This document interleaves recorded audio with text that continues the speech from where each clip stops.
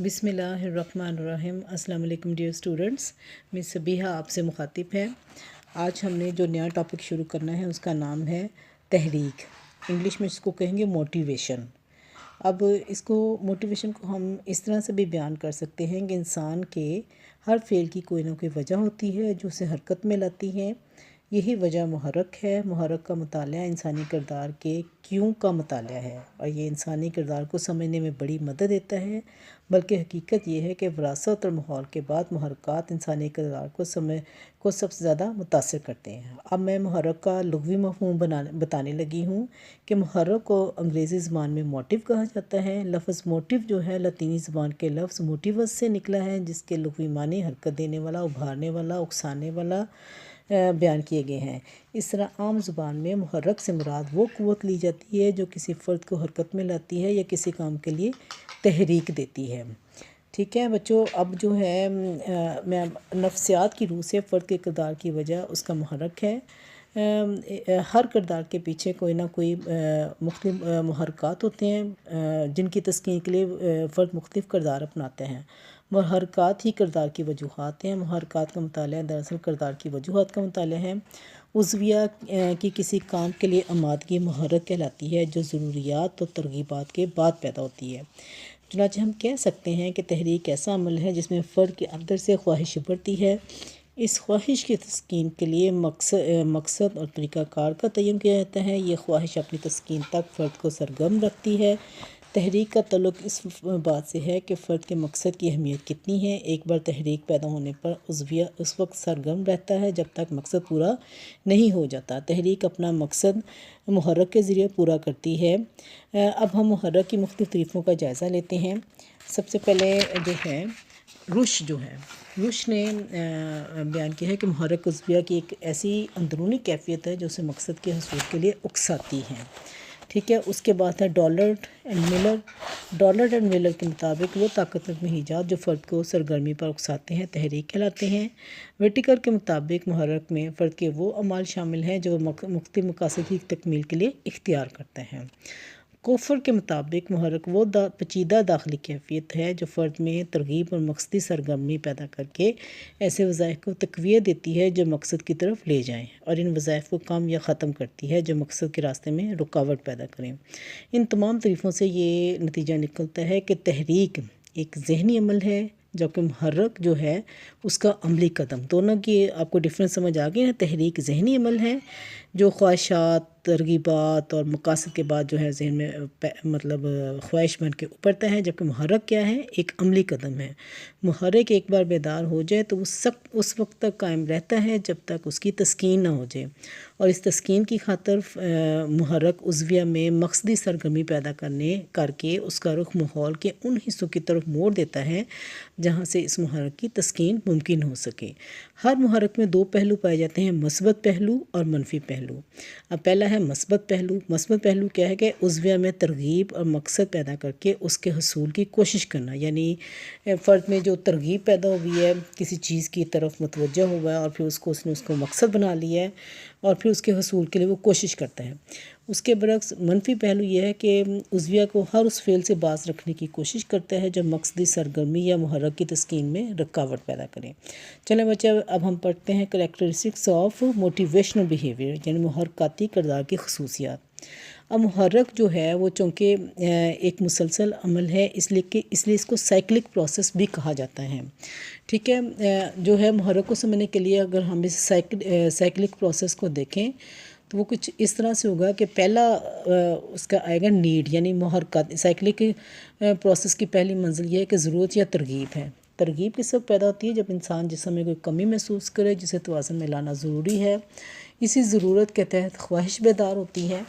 Number 2 पे है आ जाएगा कि यानी कि ये साइक्लिक प्रोसेस का कि ज़रूरत के बाद अलाती किरदार। ठीक है, ज़रूरत के बाद साइक्लिक प्रोसेस की जो अगला स्टेप है वो है इंस्ट्रूमेंटल बिहेवियर है। फ़र्द का किरदार इस मकसद के हसूल के लिए अलाती या मुआवनी सूरत इख्तियार करता है, इसे अलाती किरदार कहते हैं। मसलन छत पर चढ़ने के लिए सीढ़ी का इस्तेमाल या पानी पीने के लिए गिलास का इस्तेमाल अलाती किरदार की सूरतें हैं। عضویہ میں مخصوص قسم کا کردار اس مقصد کے حصول کے لیے پیدا ہوتا ہے۔ اب اس کے بعد پھر آ جاتا ہے مقصد، یعنی محرکاتی چکر یا سائیکلک پروسیس کی جو ہے اب مین جو ہے اسٹیپ وہ ہو جاتا ہے مقصد، یعنی مقصد کا حاصل ہونا ہے، سکون۔ پھر مقصد کو حاصل کرنے کے لیے عضویہ ذہنی سکون حاصل کر لینے پر، یعنی مقصد کو حاصل کر لینے پر عضویہ ذہنی سکون محسوس کرتا ہے، فرد کے اندر ٹینشن ختم ہو جاتی ہے، وہ ذہنی آسودگی اور جو ہے آرام پاتا ہے۔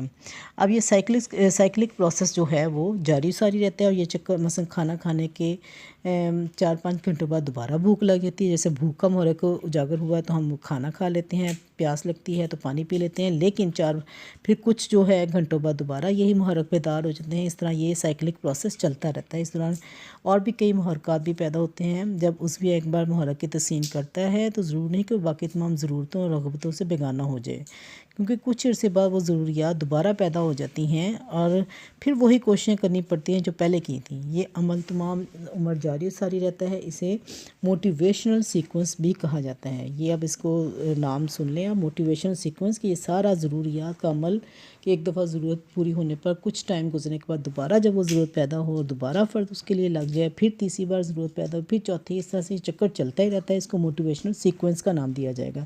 محرک فرد کا کردار انتخابی بنانے کی کوشش کرتا ہے، مثلا عضویہ کا حلق خشک ہونا یا مگر پیٹ بھرا ہوا ہو تو وہ صرف پانی پیے گا، کھانا نہیں کھائے گا۔ ٹھیک ہے بچے، انتخابی بنائے گا نا، یعنی کہ اگر اس کو پیاس لگی ہے تو وہ کھانا نہیں کھائے گا، صرف پانی پیے گا۔ اب جو ہے محرکاتی کردار نسبتاً مستقل ہوتا ہے اور بیدار ہونے والے محرک کی تسکین تک سرگرم رہتا ہے۔ اب ہے عمل توازن۔ محرک اس وقت بیدار ہوتا ہے جب عضویہ میں کسی چیز کی کمی بیشی ہو جائے، یعنی ہم کہہ سکتے ہیں کہ محرک عضویہ میں توازن پیدا کرنے کے لیے پیدا ہوتا ہے اور اس کی تسکین سے توازن قائم ہو جاتا ہے۔ اس کے علاوہ جو ہے محرک جو ہے اس کی تسکین سے کمی یا بیشی اعتدال پر آ جاتی ہے اور توازن کا جو پروسیس ہے وہ مکمل ہو جاتا ہے اور توازن قائم ہو جاتا ہے۔ اب محرک کے عوامل ہیں۔ ووڈ ورتھ نے محرک کے 4 عوامل بیان کیے ہیں۔ پہلا ہے ضرورت، جس کو کہیں گے نیڈ۔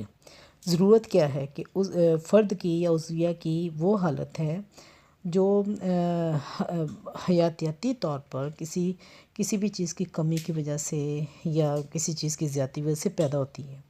مثلا جب ہم نے کافی دیر سے کچھ کھایا پیا نہ ہو تو بھوک و پیاس کی ضرورت بیدار ہوگی۔ ٹھیک ہے، ضرورت پیدا ہونے کی صورت میں فرد کی حالت غیر متوازن ہو جائے گی اور ضرورت کی تسکین ہونے تک غیر متوازن ہی رہتی ہے، اور ضرورت کی جب تسکین مکمل ہو جاتی ہے تو وہ توازن میں آ جاتی ہے۔ اب روزمرہ زندگی میں عضویہ کی توانائی خرچ ہوتی رہتی ہے، جس سے کمزوری پیدا ہو جاتی ہے، لیکن بعض دفعہ کسی چیز کی زیادتی بھی ضرورت پیدا کرتی ہے۔ مثلا تیزابی مادے کا عضویہ میں بڑھ جانا تھکان کا محرک پیدا کرے گا۔ مثانے میں پانی کا بڑھ جانا پیشاب کے خراج کا محرک بیدار کرتا ہے۔ اب ہے ڈرائیو۔ جسم میں دوسری جو ہے اس کا محرک کے عوامل میں ڈرائیو، جسم میں جس کو انگیزش کہیں گے اردو میں، جسم میں غیر متوازن حالت سے جو خواہش ابھرتی ہے۔ اب یہ دیکھیں جو ضرورت ہے نا، جو کمی ہوئی ہے اور وہ ہم نے اپنے وہ تمام اندرونی جسمانی اعضاء میں اس کمی کو خوراک کے ذریعے جو ہے مطلوبہ جو ہمیں انرجی چاہیے اس کے ذریعے دور کرنا ہے۔ اب انگیزش جو ہے وہ ڈرائیو جو ہے وہ کیا ہے؟ غیر متوازن حالت سے جو جسم میں خواہش پیدا ہوتی ہے۔ اب یہ یاد رکھیے گا، ڈرائیو جو خواہش کے روپ میں آئے گی۔ ضرورت جو ہے وہ اندر کی جو ہے ہماری کمی بیشی کی وجہ سے جو ہمارے اندرونی جسمانی اعضاء میں جو چینجز آتی ہیں یا جو ہم فیل کرتے ہیں، کمزوری فیل کرتے ہیں یا پیاس یا کھانا تو وہ محسوس کرتے ہیں، تو وہ ہوگی۔ جب کوئی ڈرائیو کیا ہے؟ وہ خواہش ہے جو فرد کو کسی مقصدی سرگرمی پر اکساتی ہے، اس کو انگیزش کہیں گے، ڈرائیو کہیں گے۔ مختلف ماہرین انگیزش کے لیے تحریک کا لفظ بھی استعمال کرتے ہیں۔ ضرورت جس قدر شدید ہوگی اور جو انگیزش ہے یعنی خواہش، یہ سمجھ لیں کہ اس کو دوسرے الفاظ میں خواہش، جب اگر آپ سے پوچھ لیا جائے وائوے میں تو انگیزش کا نام بھی آئے تو اس کو ذہن میں رکھ لینا کہ اس کو ہم نے ضرورت پیدا ہونے کے بعد جو ہمارے ذہن میں جو ایک خواہش بڑھتی ہے ایک مقصد بن کے کہ اس ضرورت کو ہم نے پورا کرنا ہے، وہ انگیزش کہلائے گی۔ مثلاً مختلف ماہرین انگیزش کے لیے تحریک کا لفظ استعمال کرتے ہیں۔ ضرورت جس قدر شدید ہوگی انگیزش بھی اتنی ہی طاقتور ہوگی۔ گویا ضروریات انگیزش کو جنم دیتی ہیں۔ مثلاً خوراک یا پانی کی کمی جتنی زیادہ شدید ہوگی، کھانے یا پینے کی خواہش بھی اتنی شدت سے ہی پیدا ہوگی۔ ٹھیک ہے، اس کے بعد آ جاتا ہے ترغیب، انسینٹیو جس کو کہیں گے، کسی ضرورت کو مقداری انداز میں بیان کرنے کو ترغیب یا رغبت کہا جاتا ہے۔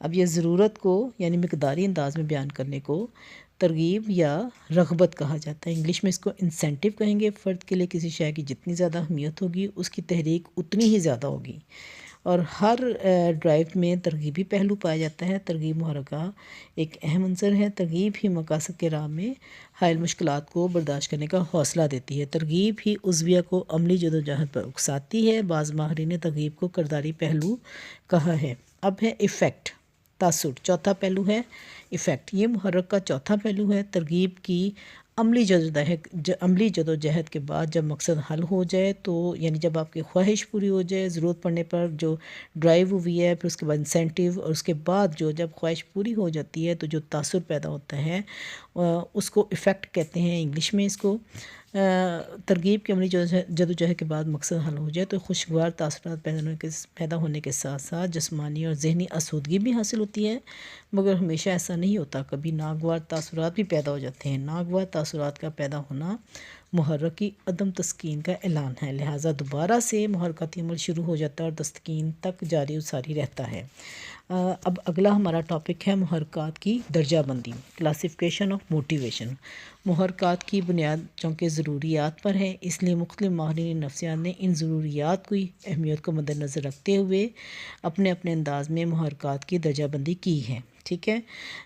مثلا ابراہیم میسلو نے محرکات کی درجہ بندی عضویاتی ضروریات، تحفظ کی ضروریات، محبت اور لگن کی ضروریات، توقیر ذات، تکمیل ذات کے حوالے سے کی ہے۔ روش نے محرکات حیاتیاتی ضروریات، نفسیاتی ضروریات کے تحت بیان کی۔ مورس نے محرکات کی دو اقسام بیان کی ہیں، بنیادی محرکات اور ثانوی محرکات، جبکہ مرے نے بھی ضروریات کو بنیادی اور ثانوی اقسام میں بانٹا ہے، لیکن اس نے ثانوی ضروریات کی وضاحت قدرے مختلف انداز میں کی ہے۔ یہ مختلف سائیکالوجسٹ نے جو محرکات کی کلاسیفیکیشن کی ہے وہ میں آپ لوگوں کو بتا رہی ہوں، ٹھیک ہے۔ اس کے بعد جو ہیں ماہرین نے تمام نظریات سے استفادہ کرتے ہوئے محرکات، تو اب سارے ماہرین جو ہیں وہ محرکات کو دو بڑے گروہوں میں بانٹتے ہیں، اور پھر ان کی آگے سب ٹائپس بھی بیان کی گئی ہیں۔ دو بڑے گروہ کون سے ہیں؟ ایک ہے پرائمری موٹیوز اور دوسرے ہیں سیکنڈری موٹیوز۔ اب میں آپ لوگوں کو پرائمری موٹیوز کا بتانے لگی ہوں کہ پرائمری موٹیوز جو ہیں ان کو بنیادی محرکات بھی کہتے ہیں، اور ان کو جو بایولوجیکل موٹیوز کے یہ 3-4 نام ہے، یہ اب سن لیں۔ پہلا ہے پرائمری موٹیو، دوسرا ہے بایولوجیکل، تیسرا ہے سروائیول، چوتھا ہے ان لرنڈ۔ سمجھ آ گئی نا میری بات؟ یہ چاروں میں سے جو نام آئے آپ نے وہی نام لگا کے تو سوال کو جو ہے سولو کرنا ہے، اٹیمپٹ کرنا ہے، ٹھیک ہے۔ اب جو ہے بنیادی محرکات کی تسکین جانداروں کی بقا کے لیے ضروری ہے۔ ان کی تسکین نہ ہو تو جاندار کی زندگی کو خطرہ پڑ جاتا ہے یا ان کی صحت خراب ہو جاتی ہے، اور اس کے ساتھ ساتھ نسلوں کی بقا بھی خطرے میں پڑ جاتی ہے، اس لیے اس کو بنیادی محرکات کہا جاتا ہے۔ یہ بنیادی کیوں کہا جاتا ہے؟ یہ وجہ جو بھی میں نے آپ کو بتائی۔ اب میں دوسری بایولوجیکل، ان کو کیوں کہا جاتا ہے بایولوجیکل موٹیو، وہ بتانے لگی ہوں۔ یہ محرکات چونکہ جسم میں ٹیشوز کی توڑ پھوڑ کی بنا پر پیدا ہوتے ہیں، اس لیے انہیں عضویاتی یا بایولوجیکل محرکات موٹیوز بھی کہا جائے گا، ٹھیک ہے۔ یہ محرکات انسانوں کے علاوہ جانوروں میں بھی پائے جاتے ہیں۔ بنیادی محرکات کے ساتھ ساتھ کیونکہ فرد واحد اور آئندہ نسلوں کی بقا وابستہ ہو جاتی ہے، اس لیے انہیں سروائیول محرکات بھی کہا جاتا ہے۔ اپنے آپ کو بچانے کے لیے، اپنی زندگی کی بقا قائم رکھنے کے لیے جو ہے، چونکہ اس کے ساتھ نسلوں کی بقا وابستہ ہو جاتی ہے، اس لیے ان کو سروائیول موٹیوز بھی کہتے ہیں، ٹھیک ہے۔ اس کے بعد اب میں یہ ثابت کرنے لگوں کہ یہ ان لرنڈ کیسے ہوتے ہیں۔ یہ محرکات، ان کا نام ان لرنڈ بھی ہے نا، یہ محرکات کیونکہ پیدائشی طور پر موجود ہوتے ہیں، یعنی آپ کو ورثے میں ملے ہوتے ہیں، ہمیں سیکھنا نہیں پڑتا کہ اگر بھوک لگی ہے تو اس کے لیے ہمیں کھانا چاہیے۔ ایک چھوٹا بچہ بھی بھوک لگنے پر چیختا چلاتا ہے، اور جب دودھ پی لیتا ہے وہ چپ ہو جاتا ہے، اس نے سیکھا نہیں ہے کہ بھوک اس کمی کو میں نے کیسے پورا کرنا ہے، وہ ایک لحاظ سے رو کے اپنی جو ہے یہ ضرورت کو بیان کر رہا ہوتا ہے، ٹھیک ہے۔ چونکہ یہ سیکھے نہیں جاتے اس لیے یہ ان لرنڈ ہیں۔ بنیادی محرکات کے بیدار ہونے میں اگرچہ آموزش کا عمل موجود نہیں ہوتا تو ہم ان کی تسکین کے ذرائع میں آموزش کا عمل واضح نظر آتا ہے۔ چلے بچے، اب جو ہیں محرکات جو ہیں بنیادی محرکات، ان کی میں ڈیٹیل جو ہے انشاءاللہ تعالیٰ اگلے والے آڈیو میں بتاؤں گی۔ ان کی جو ہیں کچھ ٹائپس ہیں، بلکہ کافی زیادہ ٹائپس ہیں، تو انشاءاللہ تعالیٰ نیکسٹ والے آڈیو میں ان کی ٹائپس آپ کو سمجھا دوں گی. بہت امپورٹنٹ اور بہت ہی ایزی ہے یہ ٹاپک جو ہے نا محرکات کا. چلیں اوکے جی، اپنا خیال رکھیے گا اور اچھی طرح سے اس کو یاد کر لیجیے گا. اللہ حافظ.